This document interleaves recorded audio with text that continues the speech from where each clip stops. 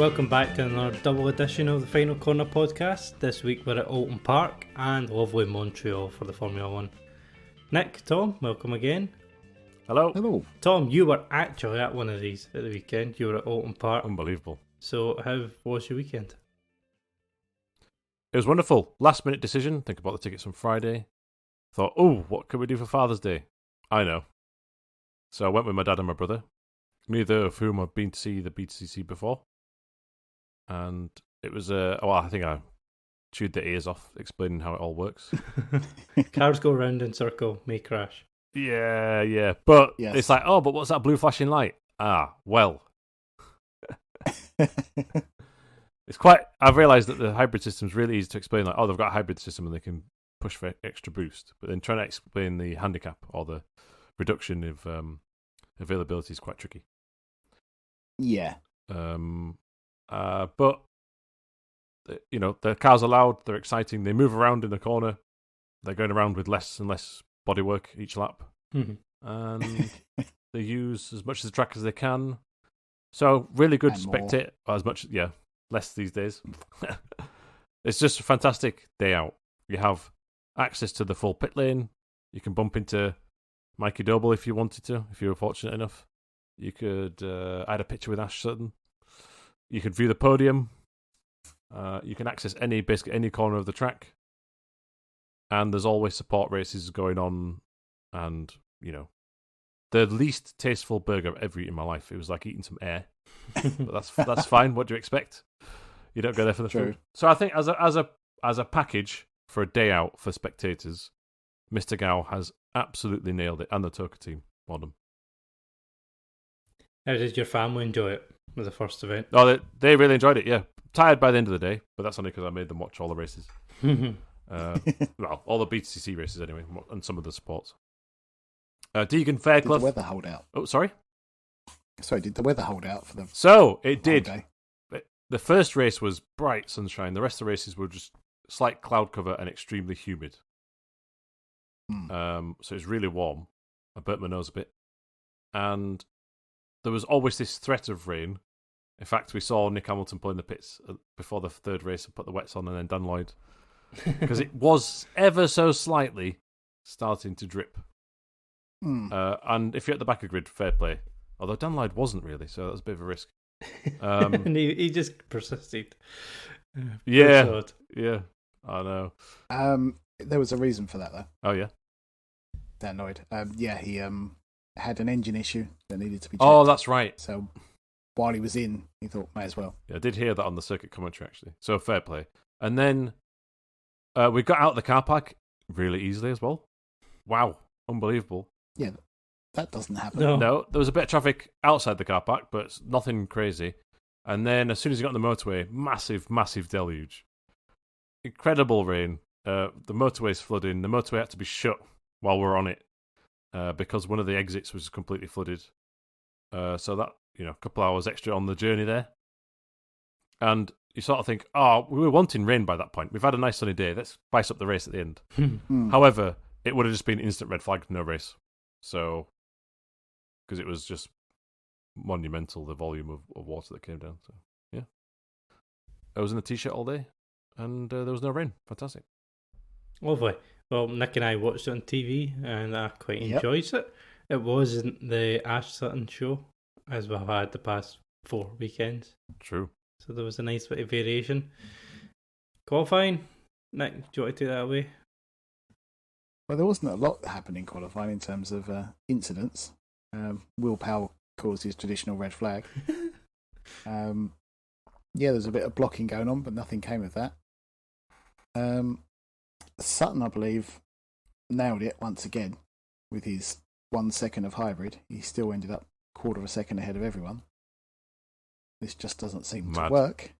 But yeah, it was a good performance from Jake Hill. The rest of the BMWs weren't too good in qualifying.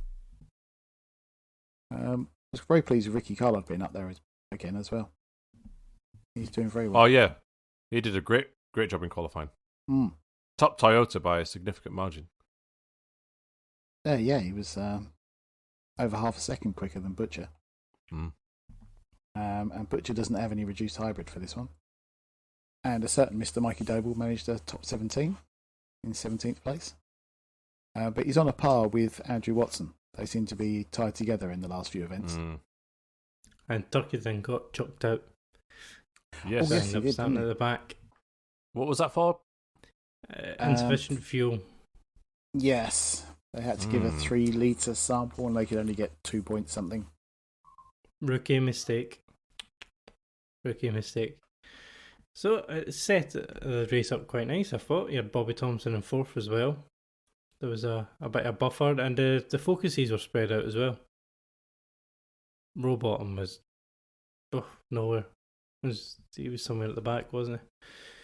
Or in the midfield. So there was a bit of spread there. On to race 1, Hill takes the lead off the start. He gets a brilliant launch with the BMWs now getting some increase in their boost at the start, which is... Oh, let's touch upon that now, please. That's all right. Which apparently happened. I didn't realise this until... Thruxton. I didn't realise Ash Sutton mentioned it in one of the post-race interviews this weekend. There's certainly no written story on the internet about it. I mean, there might have been in a magazine or a newspaper somewhere, but certainly it's difficult for fans to find out once again. Yeah, it's not... These changes are never well covered, are they? But it clearly made a difference because Hill got the jump quite comfortably. Sutton had to go around outside the hairpin, but failed on lap 1, and then on lap 2 he tried to go around the outside of... Is that Class's turn 2 down the hill? The left-hander? Not sure, but Cascades... I believe so, even though it's technically not. Yeah. So, it might be turn 3, yeah. So Cascades, left-hander, tries to go around the outside there, and I was going to say Hill showed him the grass, but it was a bit more than the grass. He showed him the field he was going to bury him in if he tried that. Front limits. Yes, so Hill completely shut the door, and I think Ash at the end of that decided to not try that again and settle for second. He had to get it at the start, didn't he? The first 3 laps. That was where the BMW struggles a bit. And he tried, not for lack of trying. It was just nice to see someone being able to attack him. And win, for once. So Hill maintained the lead and won. Bobby Thompson, after his great qualifying, lost I think 3 or 4 places at the start and ran wide. Bit of a shame. Lap 2, and Ingram pulled a nice overtake on Dan Camish, taking the right hand side up the pit straight and just securing the inside line, which put him up to I think 4th at that point. Something like that. Aaron Moffat was on hard tyres and was just dropping. What a disaster. Yes. The tyre differential was crazy here this weekend. Yeah, it was deliberate as well, they said. I was going to say by Pirelli. Goodyear, I should say. Goodyear, yeah. They I called them Dunlop on the weekend. Yes, well, I still think of them as that. They deliberately decided to take away the medium tyre and do the hard because there was a big differential and it would spice up the racing. But it seemed to be too big a gap to me. It's over 2 seconds in some of the cars.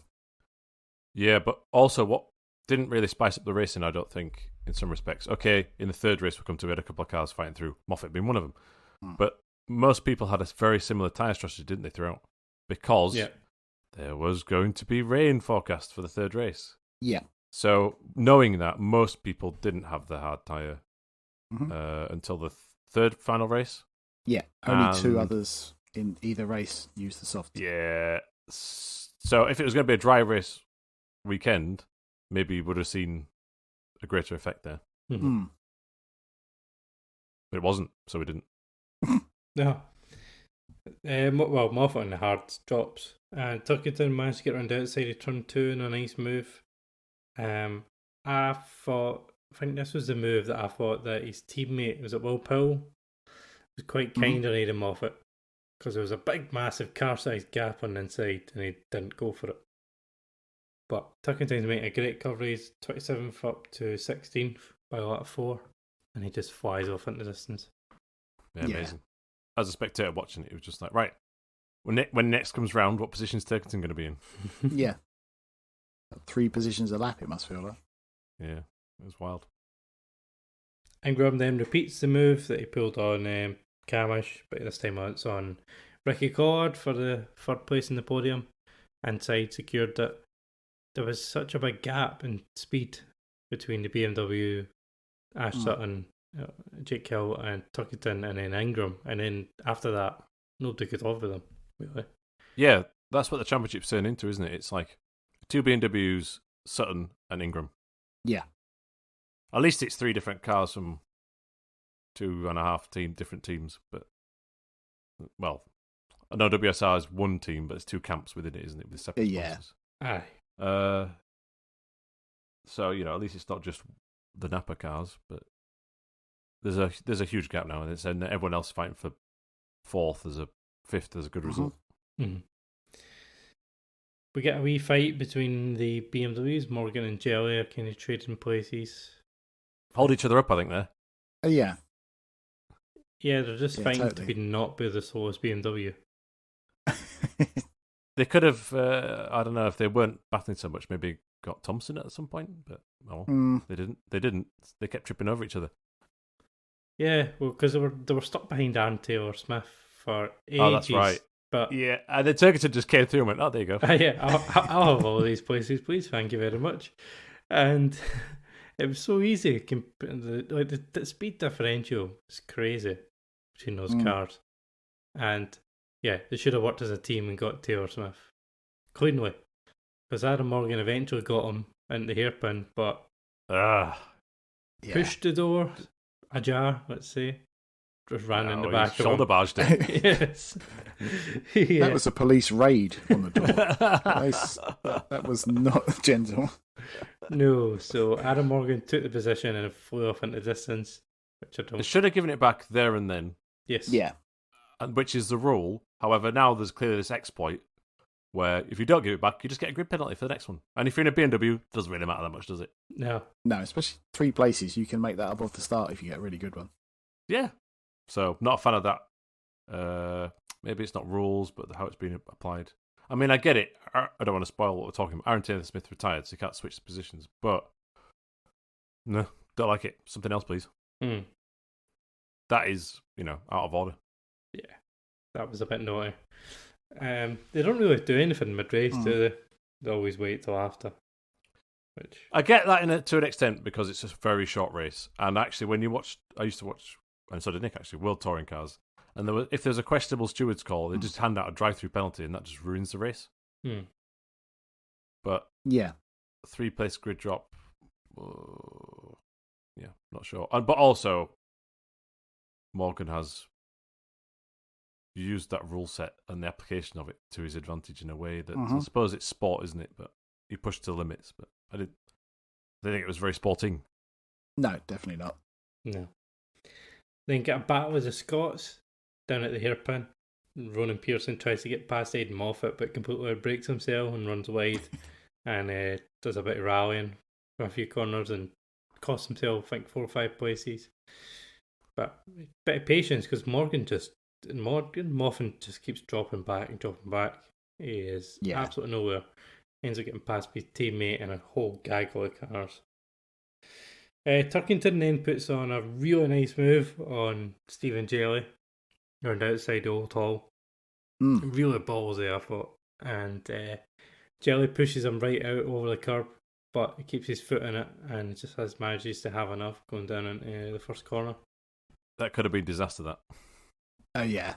I think you could only do that on your teammate, I think. Because I do think Jelly pushed him hard, but I think he would have pushed him harder if it wasn't his teammate. If it was Collard. Yeah. I think they would have been bouncing down on the grass rather than just pushed out to the curb. Actually reminds me of 2004, where Collard and Rob Huff went side by side through there, and they both ended up in the barrier. Yes. Very similar. The race finishes with Aaron Taylor Smith in the barriers with a massive crash. He's struggling with his brakes for a few laps, but then he's got Dan Rowbottom behind him who completely loses his brakes. Struggling even more. Yes. Yeah. Rowbottom has as I said in the commentary, a split-second decision to make: turn left and go straight into the wall himself, or turn right and hope he misses and can slow down. He opts for turn right, which I think everyone would do, and he completely destroys Aaron Taylor Smith. Yeah. Who has had no luck this race, because he was driving quite well. And very defensive. Very. And just gets completely wiped out. Shame. Was it Carl Baldley year before last in the Infinity? And Brands. he ran out of brakes at that. No, well, maybe Brands, but he did it here and he wiped out Butcher in the same fashion, basically. Or they came from 2 cars back. He went across the inside of the grass and baff. Straight into him. If it was last season, was Carl Baldwin wasn't competing last season, was he? So year before. Yeah, that's a good point. Yeah, and that very similar. But I think this track is very punishing on the brakes. You've got a couple of downhill braking zones from high speed to low speed. So how those brakes are called are key. They kept saying on commentary that people were knocking their brake pads out, going over curbs. It happened in qualifying. Oh, that too as well. So right. Yes. It happened to a few cars. They were taking the curbs hard and losing their pads or knocking the pads out, so they had no brakes. So if you have pad knockoff, you can just tap the brakes while going down the straight with your left foot, and it can sort of re-engage them. And I noticed Dan Lloyd was doing it basically every straight. I don't know if you'd caught that on the coverage. Yeah. No. It was either race 1 or race 2. Dan Lloyd, he'll get past someone, and then going down the next straight before the braking zone, his rear brake lights were just flashing on very briefly. I was like, oh, is he brake checking them? And then he was doing it again, and I thought, oh, actually, it might be just to do with the brakes, looking after them. Yeah, that would make sense. Yeah. Because you can recover pad knockoff just by... Because if they come off out of alignment, and then the next time you use the pedal, it slams on, you basically probably got nothing. But if you can just tap the brake a bit, it sort of re-engages them sometimes. So I'm pretty sure Dan Lloyd was doing that. I know it's a driving technique that in supercars they used to use a lot. You'd be like, why are they just tapping the brake all the time before the braking? It's Yeah, that would make sense. I just not something I'd ever considered before. Yeah, you don't normally hear about it in touring cars, do you? BTCC, sorry. So, race 1 won by Jake Hill, who took the fastest lap, got the lap leading point as well. Ash Sutton in second, Ingram in third. Roy Butcher lost a bunch of places in one go, but we never saw a replay of what happened to him. Yeah, he went in the gravel, didn't he? But we don't know why. No. Knickerbrook. I couldn't see it either. I was at Hilltop there, but all I saw was a plume of gravel and missed what happened. I just don't think he's gelling with this new car. I think he needs to go back to the Avensis. Agreed. Tuckington managed to make it up from 27th to 9th on a great recovery drive. And... yeah, that was ridiculous. Yes, Andrew Watson managed to round out the points.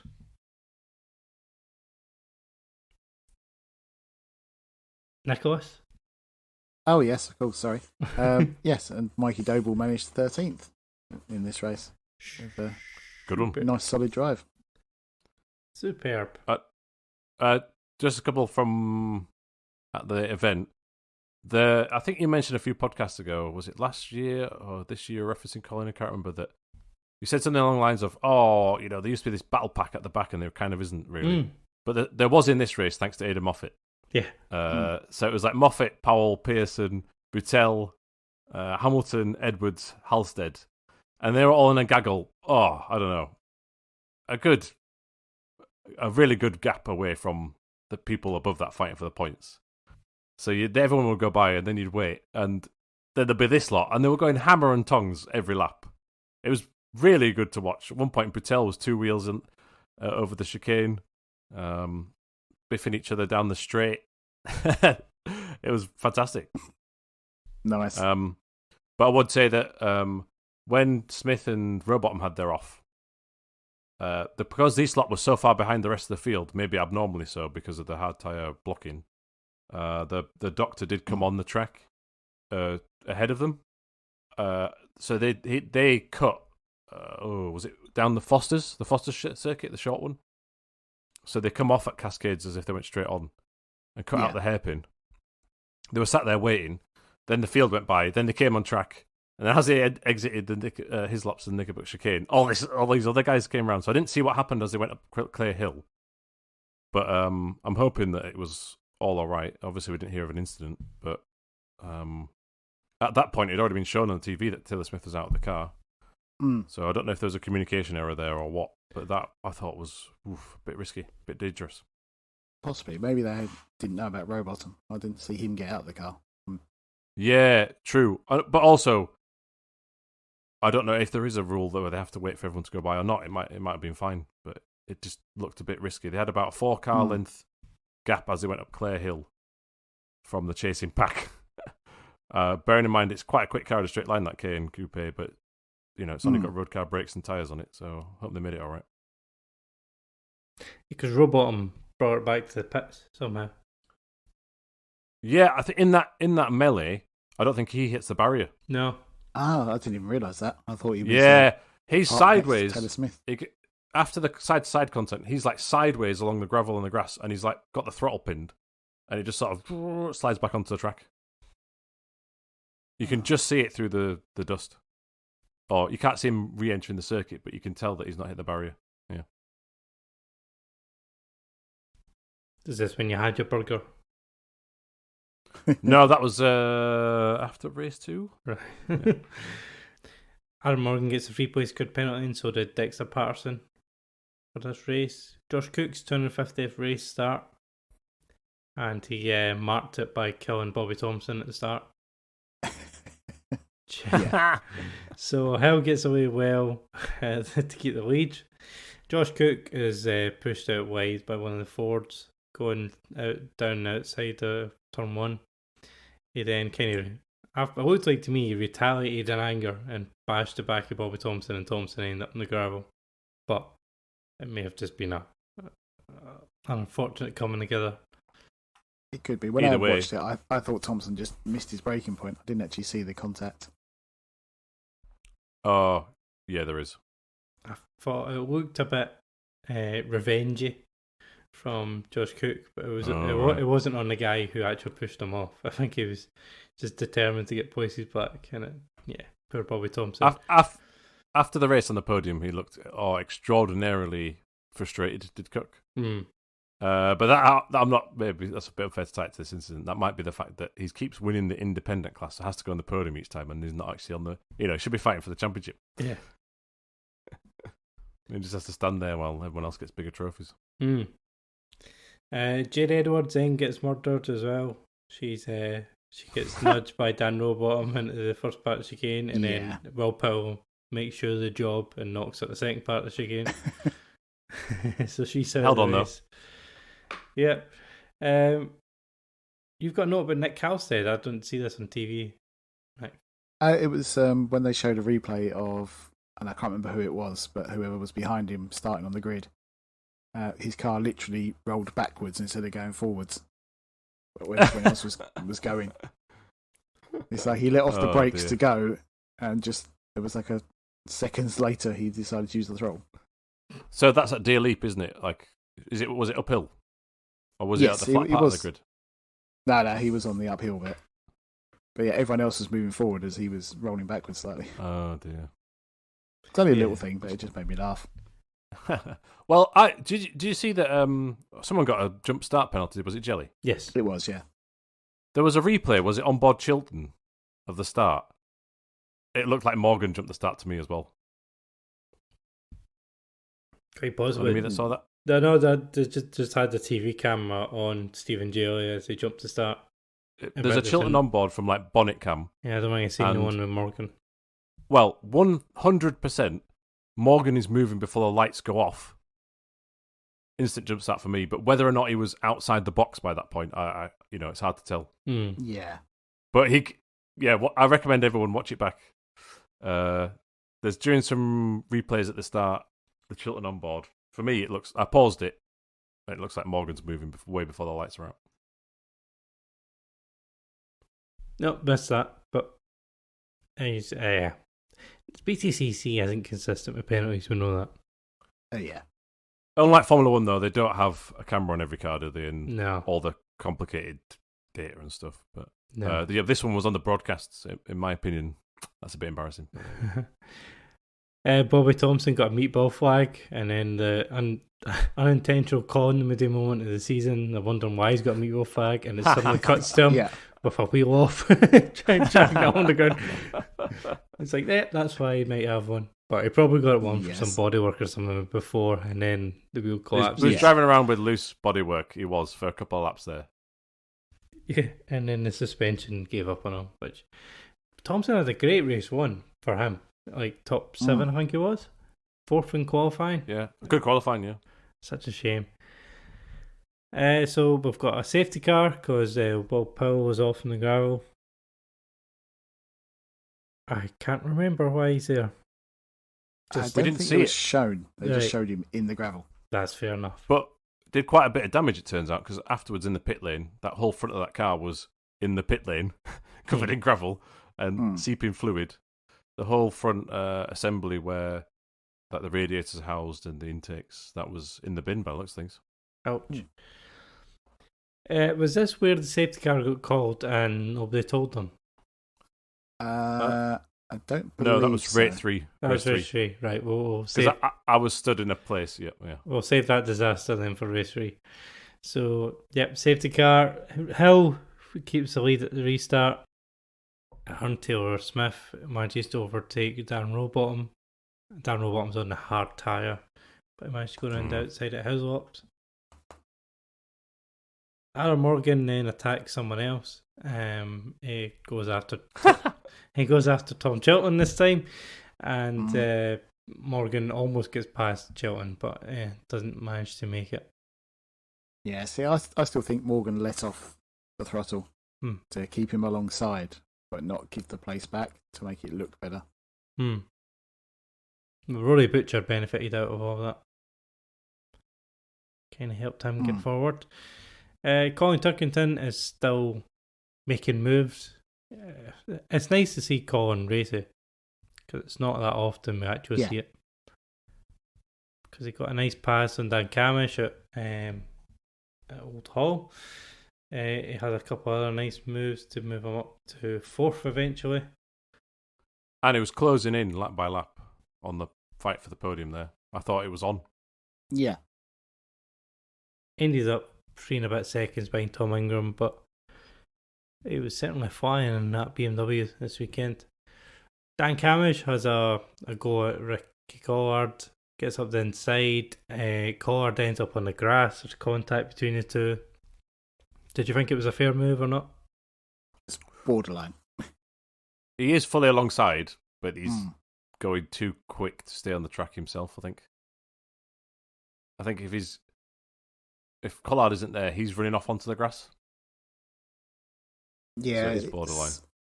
It's one of those, I wouldn't want to be the person deciding if he got a penalty or not, but yeah, it was questionable.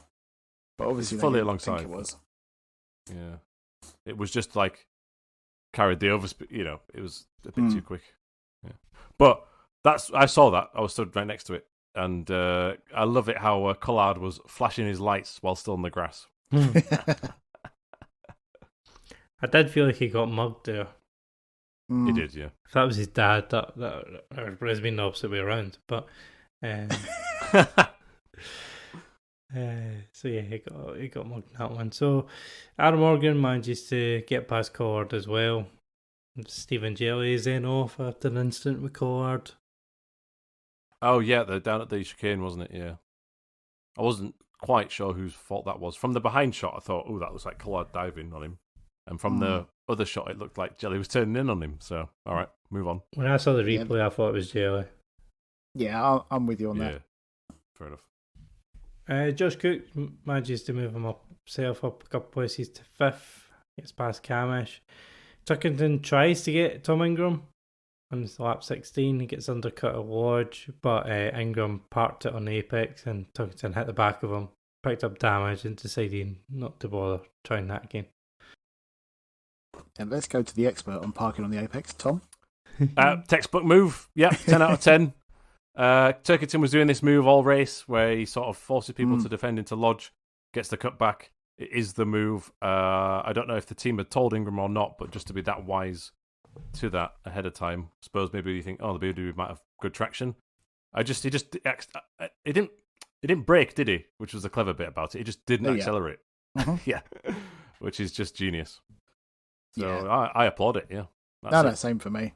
I think they summed it up quite nicely after the race with O'Neill and Harvey basically saying, if I was Turkington, I'd be annoyed, but if I was the car in front, I'd have done exactly the same thing. I think, I don't want to put thoughts in Turkington's mind, but I think I'd be annoyed that he was, outfoxed. Not necessarily annoyed about the behaviour.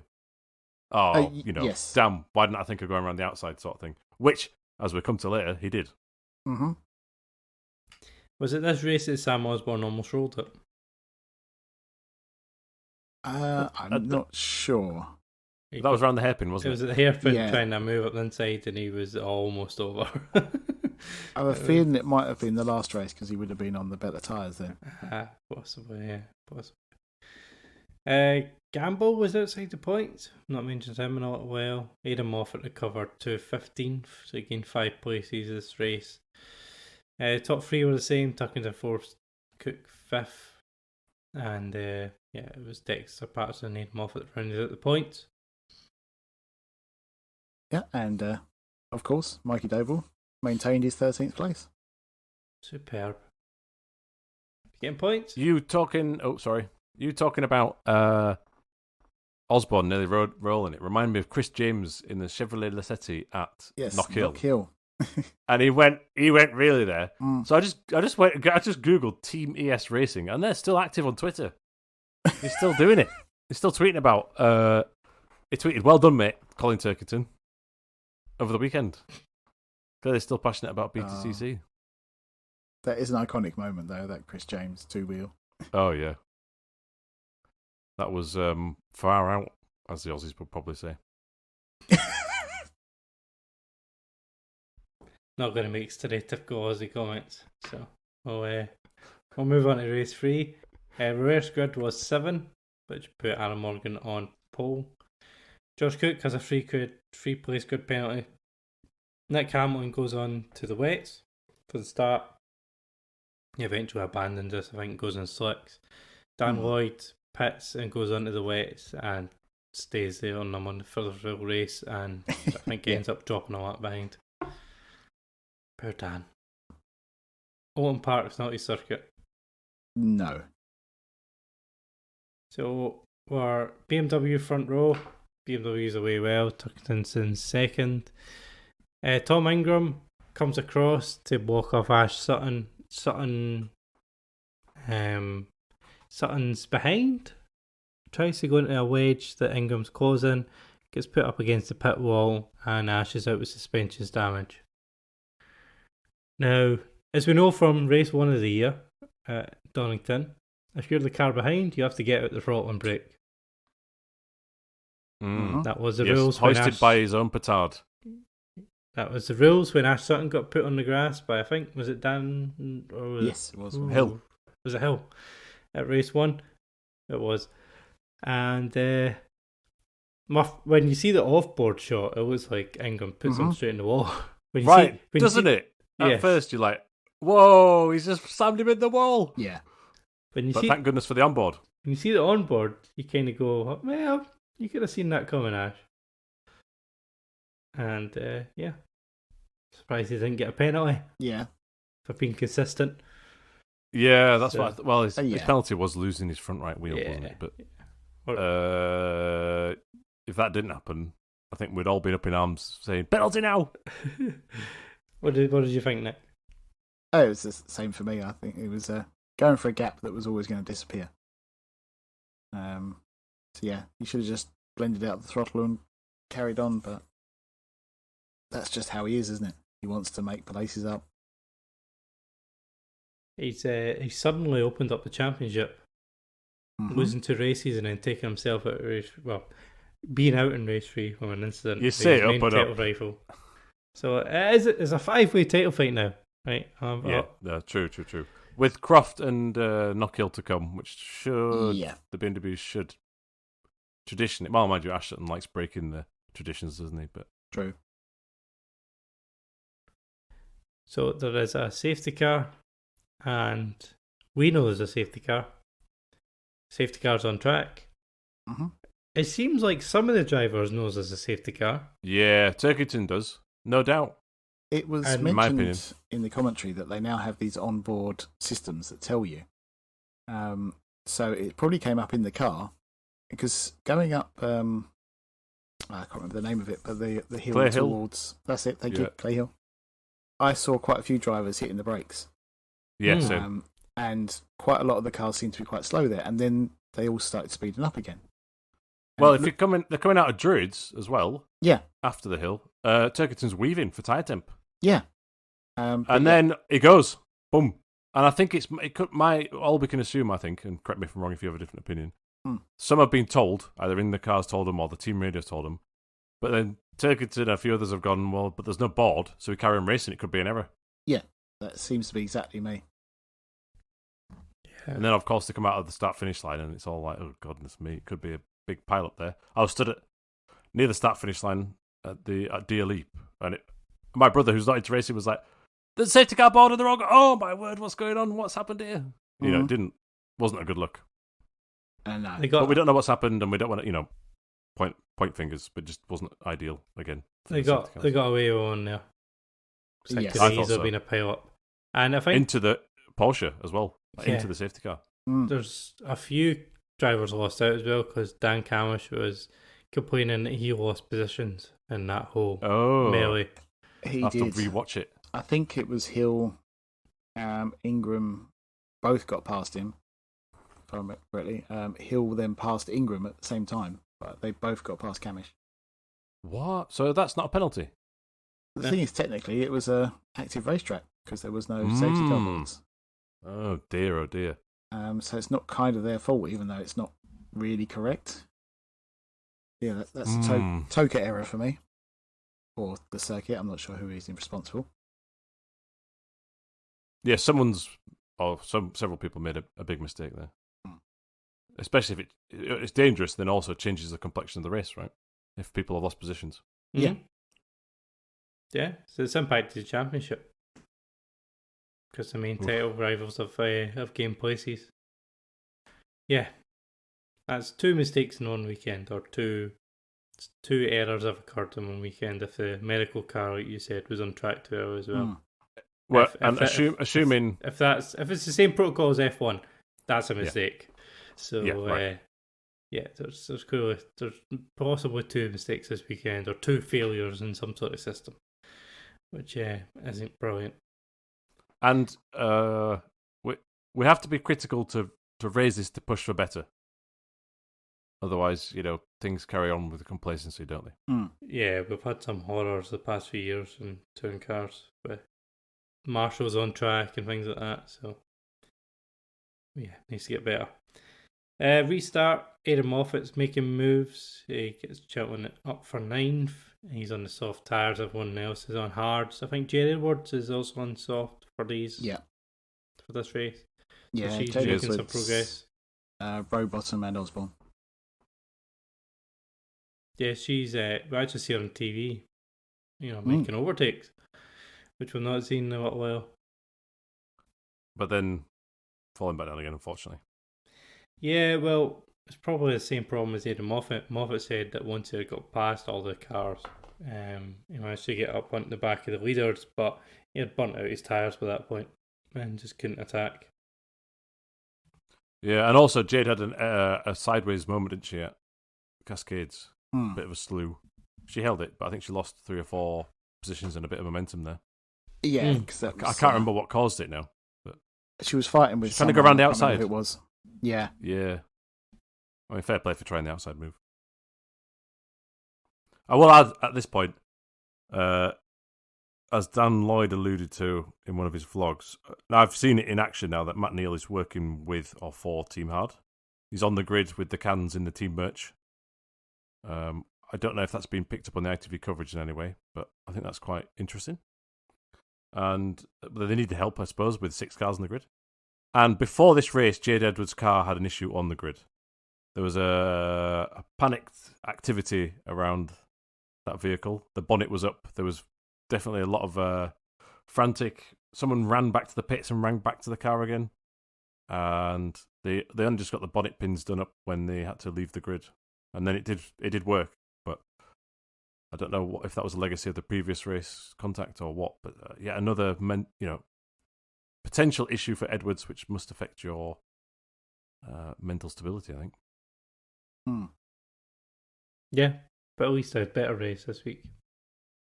Yep, absolutely. Anyway, Turkington takes the lead from Aaron Morgan. He goes around outside at the final corner and saw that. Fantastic. Yes. Oh, I've said the word fantastic too many times, but yeah. We jumped up and down for that. It was really that's what you go to see the racing for sometimes. Like, yeah, okay, some people might go just for crashing, but to see it overtake for the lead round the outside, yeah, mega. Morgan was surprised about how he managed to brake to make that move work. And Jake Hill also managed to get past as well. Yeah, Hill said he was trying to decide which one to follow. Because he said, whoever takes the lead, or keeps the lead, I can follow them and take the position, but he didn't know which one to go for. But you could see that. It was, yeah, he did. He was manoeuvring down the avenue, as they call it. You could tell on the footage he was like going left, right, I'll go left and follow Turkington through. Josh Cook, let's hear him off it through to have a go at the leaders, but as I mentioned, they can't. Dan Rowbottom pulls a nice move on George Gamble. A what? And was it a Kidderminster kerfuffle? That's it. At the chicane, going through the final part, or the right-hand part of the chicane, and a really nice move, as he was doing at Thruxton last week. Move that weekend. Yeah. We get a crash at the back between Taylor Smith and Dexter Patterson. And well, after Taylor Smith had tried to remove the bumper of Patterson several times already, he then finally did the job, I think. Race 3, you're allowed to knock panels off each other's cars. True. Yeah, this is as Nick's notes say, it was this race that Sam Osborne almost rolls the car at the hairpin, and then he wipes off half his own front bumper by hitting the back of Tom Chilton. Yeah, but that was quite robust from both of them, I thought. He sort of, if you watched it, he peeled the bumper halfway along, and then it sprung back again magically, which I thought was nice. I think his younger brother won the mini race, didn't he? Someone in a Napa car did, and I didn't think he looked like Osborne. With Osborne as a surname. Yeah, I didn't actually see who it was. I don't know if they're related, but I'm assuming that they are. Apologies. Yeah, he certainly looked that way. Jamie Osborne. He's in the Motorbase Performance Driver Academy. Well, we'll circle back to that in a minute. Just to finish off, then race 3, Bobby Thompson weekend keeps getting worse. He gets broken suspension during a fight with Sam Osborne, which ends his weekend, which is a shame. And you've got a few stewards incidents here, Nick, that you're going to have a look at. Well, I'm not even sure what all of them were. Yeah. They're listed on the website. But, Patterson and Taylor Smith, that was presumably when they tried to take each other out. The one between Osborne and Bobby Thompson, I'm assuming, is where Thompson's suspension breaks. But yeah, I wasn't sure about Sam Osborne and Jade Edwards. Yeah, it was a bit of a FUD, wasn't it, that one? You knew someone's suspension was breaking as soon as the incident happened.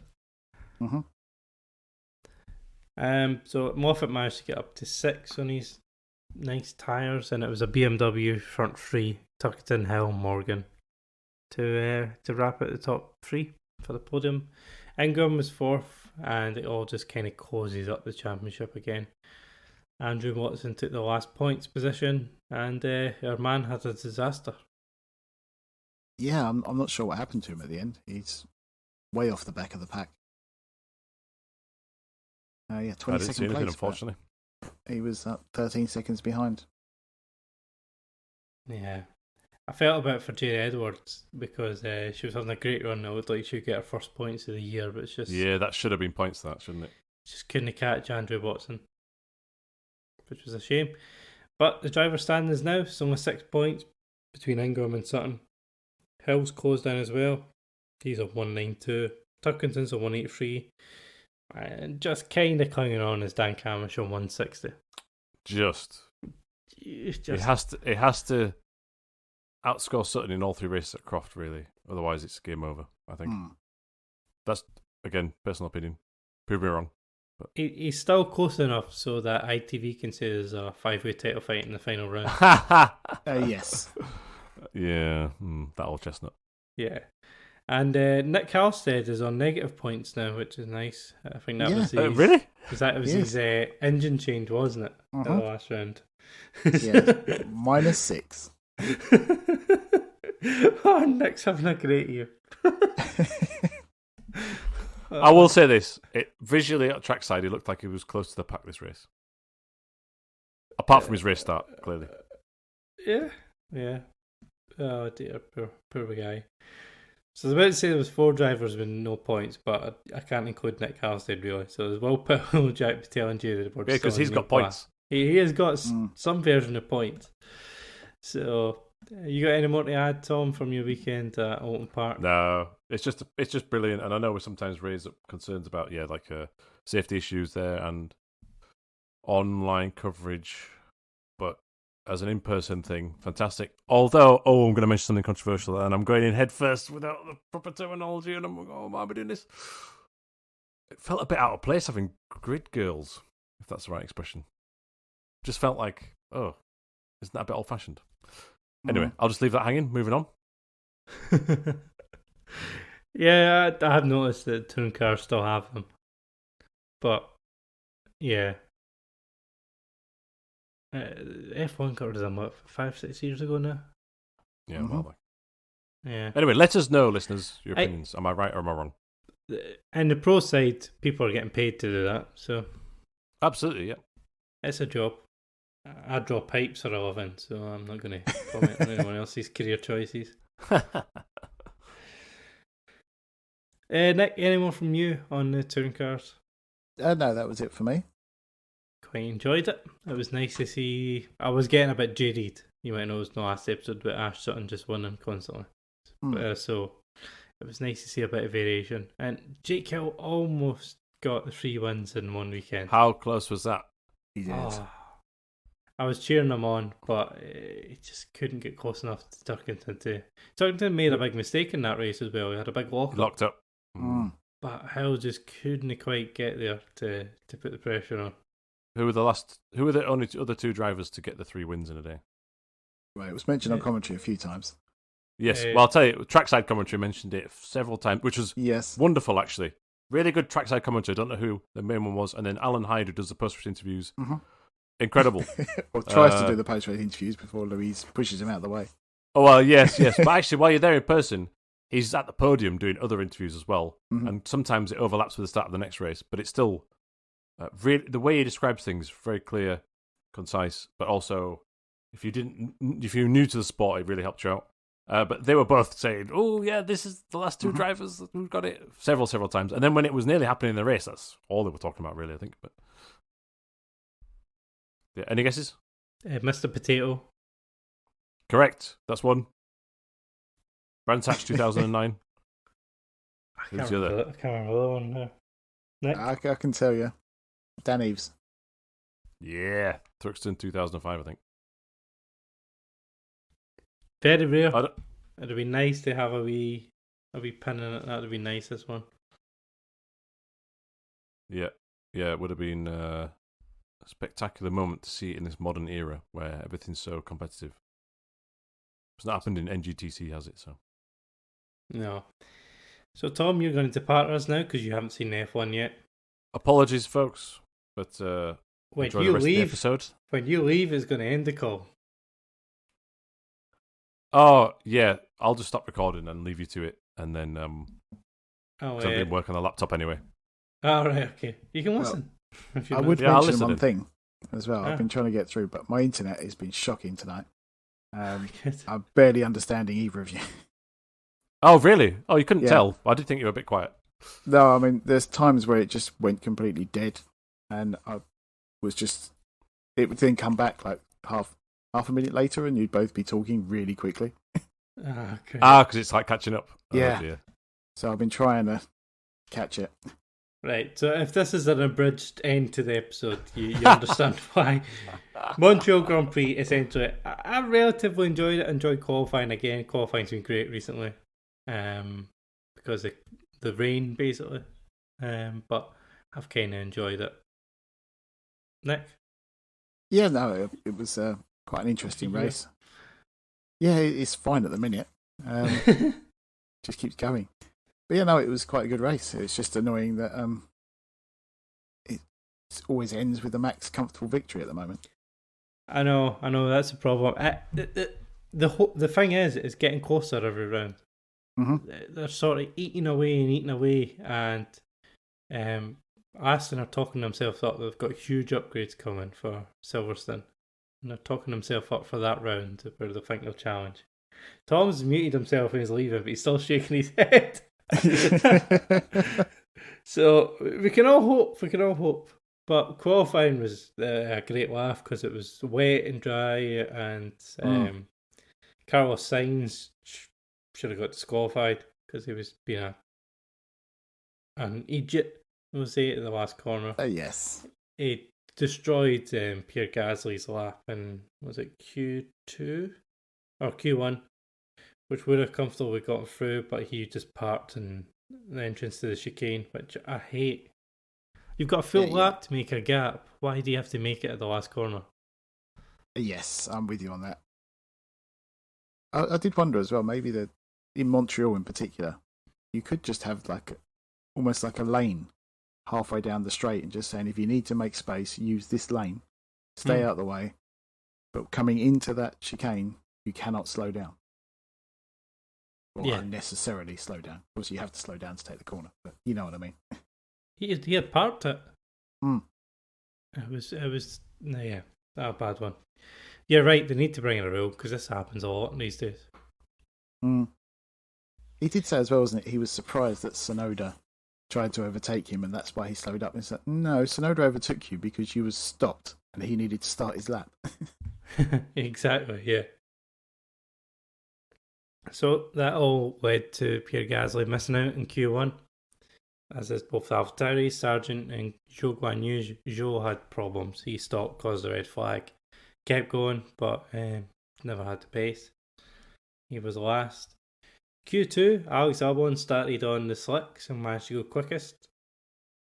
And very well done to him because the rain just came after that and no one else had any chance to get near him. Charles Leclerc and Perez were out again in Q2. Yeah, shocking. As was the huge liability of a son that Mr. Stroll has of Lance. He's so poor. He's been so poor. He's had a couple of odd, decent races, but the points gap between him and Fernando is ridiculous. Especially here in the wet weather, because traditionally he's been quite good in the wet weather, and he was nowhere near him. And this was his first time ever out of Q1 at Montreal. It's like he's been racing for 8 years. How the hell has he not managed that? So, I'm not a fan anymore. Q3, we're back wet again on Earth's. Max gets a lap in early, and that's crucial. Hulkenberg managed to put second, and then Oscar Piastri bins it at turn 7, which causes a red flag. And we've essentially got our good set at that point. Hulkenberg fortunately loses his second place, drops 3 places because of his red flag infringement. And there's a bunch of other penalties for Sainz, Tsunoda and Stroll for blocking during qualifying. Which mixes up the good for the start. But Nico Hulkenberg, I was a wee bit excited again. I always get excited when he does something like that. So we might get his podium. Yeah. It's never going to happen in that car, but no. We can dream. Can but dream. So on to the race. Quick wrap up the race. Hamilton got second at the start, and Russell tried to get Alonso as well, but couldn't do so. Sainz past Perez and took turn 8, but he managed to hit the curb and lost it back again. Perez then got ahead at some point, but then lost. Perez was starting on the hard tyres, which was should have got him quite long in the race, but then the Ferraris completely killed his strategy. Yeah, I do think Perez is still too passive, but obviously he at the time I thought he was giving in too easily, but he was on the hard tyres. But even so, I think he could have made it a bit harder for Sainz. Yeah, it was down the straight, wasn't it? It was far too easy. Yeah. Alonso trying to catch Max Verstappen, and Hamilton in front of him manages to hit just about every wall he can. It gives the turn 4 or 5 outside wall Mm-hmm. He gives that a massive hit and manages to get away with it. Yeah, no, that was nicely done in a way, because he must have hit it spot on that it didn't damage anything. Piastri's making some nice moves. There's a bunch of overtaking happening behind the Hassies. They're basically rolling roadblocks in this race. Everyone's trying to get around them. There's a whole gaggle of cars making passes when a VSC is called as Logan Sargent pulls his car off with some sort of problem. Max Verstappen hits a bird and that's stuck in his brake duct for the full race. There's a nice picture that someone posted online of the bird extracted from the car. Oh, I bet that looked lovely. Yeah, it's not had a nice ride. It didn't have a nice end, let's just say. No. All throughout this race, there's the classic. Somebody's coming into the pit lane as someone else is trying to overtake them, and there's a few dodgy incidents. There's a one with Magnussen where Perez pulls back in front of him, and he has to take evasion action just to avoid hitting the Red Bull. Oh yeah, that was a little bit tricky, that one, wasn't it? I wasn't actually convinced Magnussen was making the corner. It looked like he had outbraked himself, and then Perez pulled in front of him. So then George Russell. Yeah, how? He makes such a rookie crash at turn 9. He runs over the left-hand side of the chicane, runs over the curb. The thing was, the curb didn't bounce him into the wall. He gets offline and bounced by the curb, and then he puts the throttle down, loses the rear, then hits the wall. Yeah, I mean, how that car survived, because the amount of debris that was on track was ridiculous. Yeah, I mean, I was amazed he got going again. I was convinced he had suspension damage at first, but it was just the tyre jumping around on the wheel. Did you see there's a fan cam that he actually lost the tyre in the pit lane and the Ferrari mechanics had to run out and grab it? Oh no, I didn't see that. As it was rolling down towards the end of the pit lane. Yeah, because they're still quite heavy, those tyres, aren't they, even without the wheel on them? Yeah, I wouldn't be jumping in front of them. But that was just... because later in the race, Verstappen does the exact same thing. But he just settles the car back down and goes. Yeah, and then has a laugh about it. Exactly. Whereas you listen to the onboard, Russell slams the throttle, assuming the car will just stick. Which, such a poor mistake. Yeah, it was not good. I mean, I know it's easy to hit that curb there, but as you say, he made 2 mistakes, not 1. So that brings out the safety car, just goes to all the debris on track. Most people pit, apart from the Ferraris, decide to go mega long on the medium tyres and they make it work, which is quite impressive. Perez, Max and Bottas also didn't pit. We give Ferrari a lot of stick for their strategy, but I think they got this one right because they were stuck in a DRS train. But staying out got them ahead of all that because everyone pitted. And they finished a pretty comfortable 4th and 5th in the end. Yeah, no, I thought that was quite... during the race, I was thinking maybe they should have tried something with one of them, but it turned out that it was right to leave them both out. I like your next note, which is shut up, Crofty. Yes. Which is after Norris's nice move on Piastri into the hairpin. He just caught him sleeping. I know, it was the fact that he tried to do what Ricardo always used to say, which was lick the stamp and send it? And then he decided to say stamp the envelope and send it. Yeah, but he fumbled it about 4 times. Yeah, and still got it wrong. Yeah, because he's a big useless man. Kidding. He's a great professional. Biggest fan here.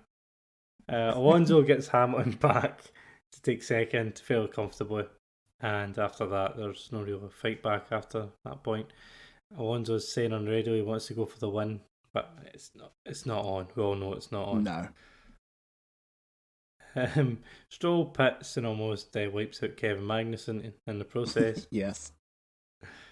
And there's a few, again, all the moves kind of centre at the back. There's not much happening towards the top. There's a few decent moves into the last chicane and into turn 1, mostly around the Hassies.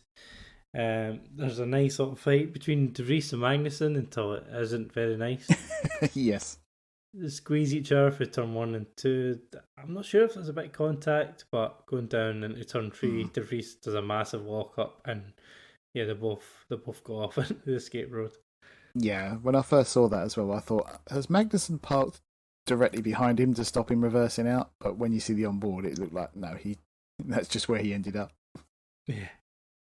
I'm surprised De Vries didn't get a penalty for that. Yeah, I'm quite surprised actually, but I think it's a bit of both, because he did have the move done, but Magnussen juked it out around the outside, but he's entitled to. He was still on the track just. The stewards were a little bit inconsistent because there was 2 potential penalties for unsafe releases. There was a Hamilton Alonso one, and I think there was a Norris one as well. Yeah. The Norris one looked a bit dodgy. The Hamilton one, actually, I saw it, I thought, that looks alright, but then Alonso slams on the brakes and wiggles the wheel around. Yeah. I swore there, I need to cut that out. So I got the wheel around about 10 times. I love Toto's reaction to it, though. That was... Yeah, I mean, it was very deliberate, I thought, that wobbling of the wheel to make it look worse. Oh, yeah.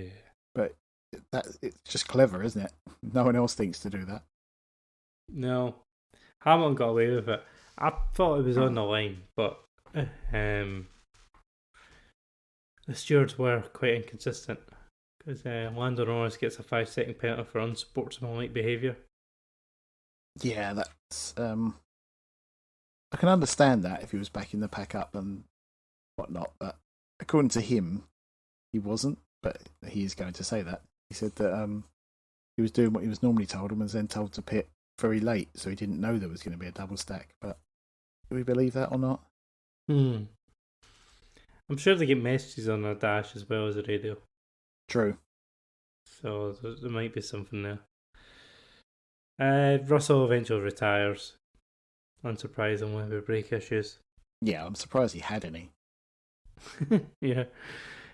That was some smash. I still can't get over how he kept going.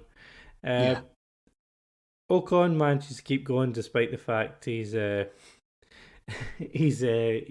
wing is made of, I don't know, candy floss or something. I want to say blancmange. That was it. A nice big wobbly jelly. And that is Esteban Ocon's rear wing. Which yes. Is, to be fair to Ted, he pointed out that he spotted it pre-race. That's just what it was doing. So whether it was a fault or it's just how it is, but it looked ridiculous. It was broken. Apparently it is designed to flex, but not to that degree. The FIA did ask Alpine, is it safe? And they proved that it would last the race, apparently, with how they've designed it, but it wasn't. It shouldn't be doing that. So it was a bit dubious, I think. If anything deserved a meatball, it would have been that. Yeah, because I know Norris is saying it to get the points and get the place from him, but he's right. If that rear wing flies off, someone could get very hurt. Yeah, just with the parts of that coming off, and also Esteban Ocon suddenly losing all his rear downforce. Yeah, especially if it's at top speed as well. So that's a bit dodgy. Lando tried to get Ocon at the end, but couldn't manage to do it, and he loses his points with a 5-second penalty. Perez tried for the fastest lap, but did he get it in the end? He did get it, yeah. He made a bit pissed off for the soft tyres, but it was Verstappen from Alonso from Hamilton. Top 3 Leclerc recovered, as did Sainz for 4th and 5th, and Perez didn't really make much progress after he stopped going to medium. Didn't really catch up too much to the Ferraris. The Ferraris only finished 4 seconds. I know about safety cars, but only 4 seconds behind Hamilton after all that. Yeah, that was a very strong performance from the Ferraris. Just a very poor qualifying. And Lance Stroll managed to get up to 9th, and Bottas got Alfa Romeo a point, which has been rare for them. Alex Albon, I thought, was driver of the day, though, because he managed to hold on to 7th. Well, he had not hold on to 7th, he went from 10th to 7th. Yeah. He held everyone off. I know that Williams is slippery, but he still had pace as well. And there was cars behind with DRS, and they were just getting nowhere near the thing. So that silky smooth base is obviously good for something. Yeah. Not good for downforce, but great for the straights at least. Yeah, I mean, Alonso was constantly told to lift and coast as well, wasn't he? So it wasn't ideal for them, but apparently that was a non-existent problem. They thought they had a fuel issue, and so they told him to lift and coast to make sure they had enough fuel at the end, but it was... They didn't say what it was, but presumably a sensor or something that was telling them something that wasn't actually happening. Yeah. But I still don't think he had a chance against Max in this race. No, but coming up at Silverstone, we're going to see it apparently. But I hope so. Next up, we're in Austria, where the Aston think they'll be strong as well, but we'll wait and see. That would be great. Beat them in their own backyard. Yeah. So there's a 69-point gap at the top two, so we might have a championship fight at some point. Only if Max is kicked out. Yes. Alonso's catching Perez, though he's only 9 behind him, and Hamilton's quite comfortably in 4th now. It's a huge gap between Hamilton and Russell. He's since they've changed the car, Russell's been getting a bit of smacking. Yeah. Which I think is actually Hamilton motivated and Russell just making mistakes. But it's just so embarrassing when you look at the points. 117 to 37 between the two Astons. Yeah. It's just not acceptable, really, is it? If he wasn't his son, he'd be gone. There's going to come a point, and it probably won't be this year, but there'll become a point where there's a decision made. Unless he's just happy to have one car competitive. Yeah. I think the only way he's going to get them is if he can get him put into another team somehow. You know, like another good team. But I just can't see it happening. No, me neither. And I think Alpine's looked quite good recently. Shout out to them. Ocon's doing really well. More points again. Yeah, Gasly's struggling a bit, but he's had a lot of issues in qualifying and things that have pushed him back. Yeah, I think they said he'd be P6 if he had got to finish his lap. And that was with a slow sector 3. He'd still been P6 in Q1. So, although it was Otmar that said that, and I always take everything he says with a pinch of salt.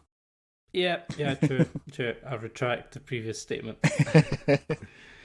So, still only 2 drivers. Logan Sargent, who retired with a problem, and Nick De Vries, who wasn't in the points due to general ineptitude. Yeah. That Ferrari is terrible, though, isn't it? It is, yeah. He's not got much of a hope with that car, it feels like. No.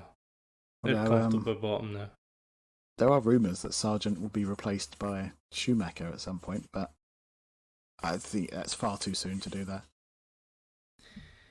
Yeah, I mean, the car's terrible. Well, we know that. But yeah. What's Schumacher going to do different in that car? I just think if you're looking at doing that, that should have been your choice at the beginning of the season. If you're going to bring in a rookie, you've got to accept that they're not going to have a great season. Exactly. Yeah, that's and that team is supposed to be for developing drivers. It's not been for a while. No. But he hasn't got the same car as Albon either at the moment, has he? Because they bought upgrades and they couldn't afford to get enough parts to put them on both cars. And I think it's going to be another 2 races before Sargent gets them. So I actually think Sargent's done reasonably well. Yeah. I don't think he's been brilliant, but I don't think he's been left adrift from anyone. No, he's been where you'd expect for a rookie in the second or third Sauce car. Yeah. So on to Austria next for the A1 ring, as I still think in my head, but it's the Red Bull ring, which is ring. Was that the original name? Was it? I believe so. Don't quote me on it, just in case I'm wrong. Oh, thumbs up from Tom. Who's somehow still listening. Poor son. So that'll do us for this week, I think. Any more for you, Nick? No, I think that covers it. Yeah. So we're off next to Austria for the next race, 30th to the 2nd of June/July. It's a sprint weekend as well. And it's Friday qualifying, Saturday sprint, shootout, sprint race, and then normal race on Sunday. Before we're back home at Silverstone for the British Grand Prix, which I think is a sellout. I think it sold out months and months and months ago. It usually is. So it'll either be a typhoon or it'll be beautiful 35-degree sunshine. That's the way it goes. And we're also at Croft next at the 30th of July. No, sorry. Hopefully both. 30th of July. Yes. 30th of July at Croft is the next British Touring Cars. So we've got a 6-week break in the Touring Cars. So, that'll do us. Nick isn't answering, so I'm assuming his internet's gone. So, I thank you very much for downloading. It's just come back. Let's come back. We're back. So, we'll see you next time for the Austrian Red Bull Grand Prix A1 thingy. So, we'll see you then. See you later.